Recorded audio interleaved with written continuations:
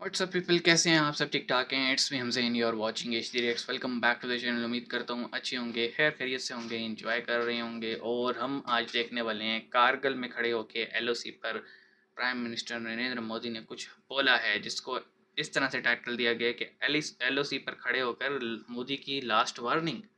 Last warning, okay. तो इसको देखते हैं ये क्या था, क्योंकि इस चीज़ को लेके प्रिंट मीडिया हो, सोशल मीडिया हो या फिर मेन स्ट्रीम मीडिया हो पाकिस्तान को, उसमें ज़रूर बात हो रही है। लेकिन क्योंकि इस वक्त पाकिस्तान में पिंडी के अंदर लियाकत बाग में जमात इस्लामी का धरना चल रहे, तो ऐसी खबरों को आप कह लें दूसरे और तीसरे पेज पे डाल दिया जाता है, जहाँ तक लोग जाते ही नहीं हैं।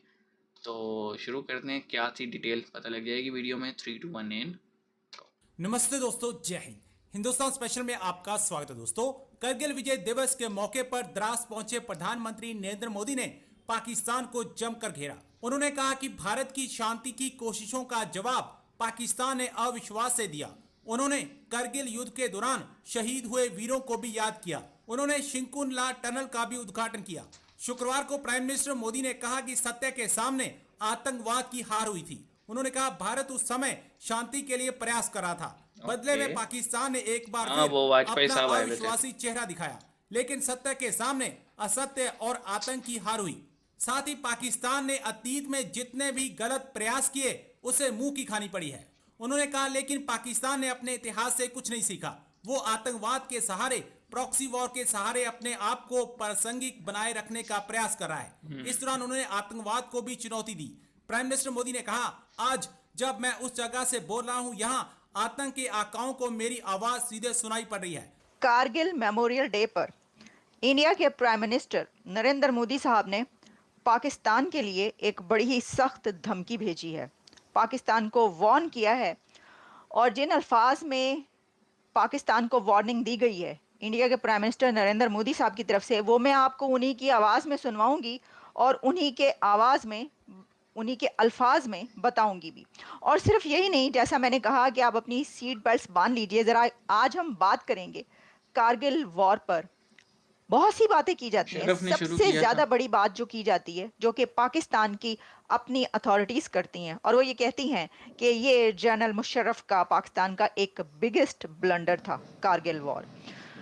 भारत इस दिन अपनी जीत मनाता है और जो उसने क्योंकि विक्ट्री पहले तो हासिल ये की चोटी पे चढ़ के इस फिर जंग बहुत में, घंटी लगी थी उसको पाकिस्तान उसके की। ऊपर वो दिन मनाते हुए मोदी साहब ने जो कहा है, उनका कहना ये था कि Pakistan has failed in all it's nefarious attempts in the past, लेकिन पाकिस्तान ने तारीख से सबक हासिल नहीं किया। मोदी साहब का कहना था कि पाकिस्तान ने हिस्ट्री से कोई लेसन लर्न नहीं किया। अगर आप देखें यहाँ पे मिलिट्री एस्टेब्लिशमेंट का जितना बढ़ता हुआ रोल है और जिस तरह का एजुकेशन सिस्टम है और जो हिस्ट्री पढ़ाई जाती है, तो सबक कैसे सीखा जाएगा? क्योंकि जो आने वाली नस्ल होती है उसको पूरे फैक्ट्स पता ही नहीं होते।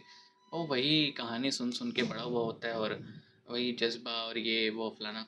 तो कारगिल में जो कुछ हुआ वो सबको याद है। टाइगर हिल पे पाकिस्तानी किस तरह से पहुंचे और फिर एक तरफ वाजपेयी साहब नवाज शरीफ के साथ दौरे पे थे, और किस तरह से ये, मतलब जो प्राइम मिनिस्टर है मुल्क का, उसको पता ही नहीं है कि मिलिट्री ने कोई ऑपरेशन स्टार्ट किया हुआ है अनऑथराइज्ड। मतलब पॉलिटिकल लीडरशिप को घंटा कुछ नहीं पता था। और जब कन्फ्रंट किया तो उन्हीं का तख्ता उलट दिया गया।